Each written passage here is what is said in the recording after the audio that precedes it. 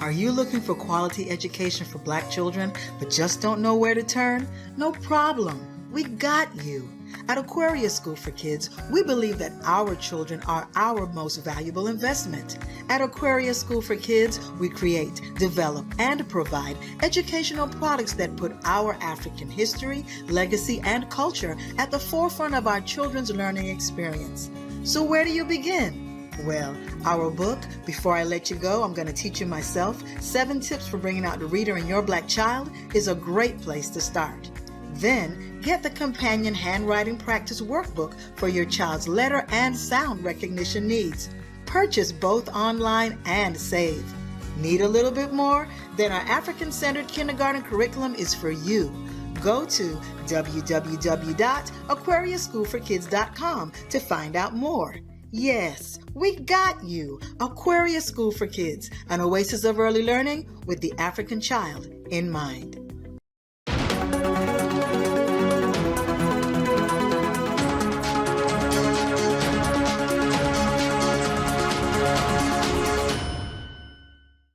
You had a couple that, had a baby, and, this baby, that was supposed to be born naturally.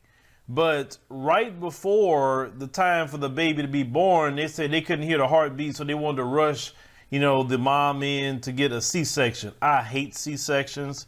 If any, dad out there knows about that, and moms too, C-sections is dangerous because it's surgery. Well, anyway, while this young sister is having an emergency C-section, I want you to see what these people end up doing to that little baby's face. Let's go ahead and roll that clip. Of pure joy and celebration, the Williams come together to meet their newest addition to the family in fear and frustration. To have your granddaughter born, to see the plastic surgeon and have to get 13 stitches is devastating, is heartbreaking. It's upsetting. She's uncomfortable. She's not comfortable. 3 days ago, Kyani Williams came into this world at Denver Health. Her parents say the original plan was to deliver her naturally. They gave me a pill to help speed up my labor, and a few minutes after that, I was being rushed into an emergency C-section. They said our baby made a sudden movement and they couldn't hear her heartbeat. The Williams say their daughter came out of the C-section with this massive cut on her face. They said her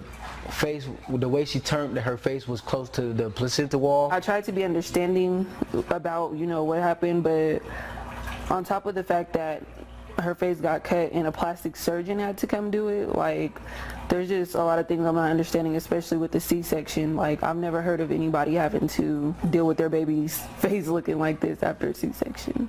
Problem solvers reached out to OBGYN offices across the state for some perspective. I've done over probably 2,500 deliveries, and I assisted on C-sections. That's the first time I've actually ever seen that. That is kind of one of the things that can happen, but it's really, really rare. The National Institute of Child Health came out with a study looking into C-sections delivered at 13 university centers from 1999 to 2000. They found 0.7% of more than 37,000 C-sections ended with babies having skin lacerations. I don't think that's right. They need to be accountable for what they did. Yeah, earlier today, Denver Health sent us this statement saying in part they have been in touch with the family, and while this is a known medical complication, in emergency C-sections, their focus is always on providing care in the best interest of the mother and the child. I mean, imagine that. I know how I am on a good day. Man, I'd have seen my baby like that. Oh my God. I probably got arrested because you cut my baby's face.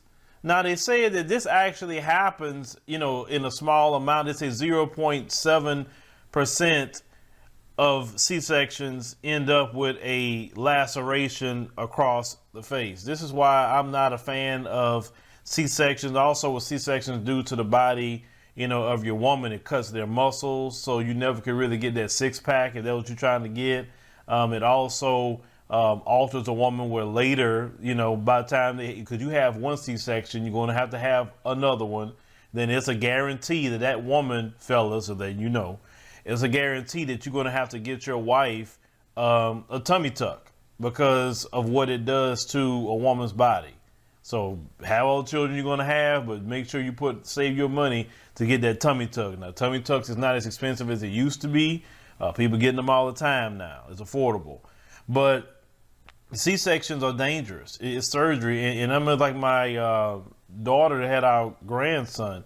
You know, he was supposed to be naturally born. They did the same thing with her. They didn't cut his face, though, thank God. But you know, oh, it's emergency C-section. We got to get you in there. And my daughter like, what? Huh? You know, we was going through all the, you know, the process. You know, and then now you rush me back here. And it's just, like I said, you know, it's a lot of things about birth that people talk about, like they shouldn't be laying a woman, you know, down on a bed. They actually should be making them stand and let the gravity make the baby go down, because, you know, that's what a lot of, you know, things were done with our ancestors, you know, back on the continent. And, you know, these people making you lay down, how is gravity going to make the baby come out when you in a laid down position? It's just, it's, you know, people can get into that, you know, those who are, you know, midwives that know about the traditional ways and all of that. You know, some people do water births. There's all kind of births that people do. You know, if you have a person that's certified to do that. But, you know, I'm glad the baby didn't die, you know, and I hate to see that laceration across that baby face. Oh, I hate to see that. Oh man, just being a father and being in a position that you can't, you know, you can't really do nothing about it at that moment. Now, of course, they're, you know, definitely say they're filing a lawsuit against the hospital. That's what they're saying here. But you will see how that, you know, eventually works out.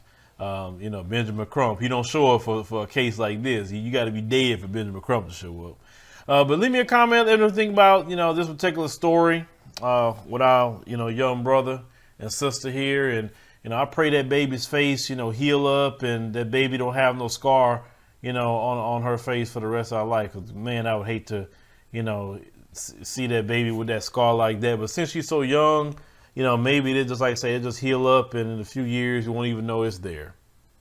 If you are over the age of 35, stop everything you're doing right now. After a lifetime of eating fatty foods, you may run the risks of a stroke or heart attack due to plaque buildup in your veins and arteries. To learn how you can reduce your risks, visit youthfountainlab.com or call 1-800-853-7856 today. This may be a life-changing call for you or someone you love. Thank you, and we hope to hear from you.